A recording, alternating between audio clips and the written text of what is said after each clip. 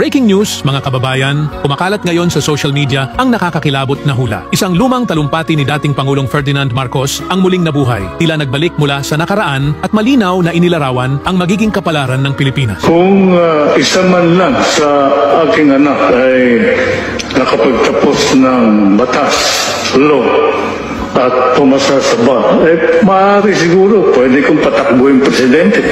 May advantage ka kasi pag ikaw ay nagtapos ng batas, law graduate, abogado, ay kung wala kang natapos, paano mong bibigyan ng solusyon ng problema ng bansa?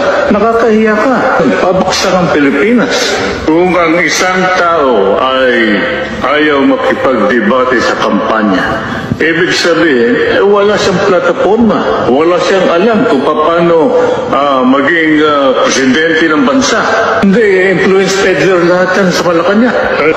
Ano ang mangyayari sa ating bansa kung ang papalit isang drug addict, walang degree? Kailangan ng taong bayan ay isang gobyernong tapat at ang sa ganon ay umangat. Anong silbi ng pagkakaisa kung ang iboboto naman ninyo ay ang mga nagkakaisang magnanakaw? Ay kayo bahala.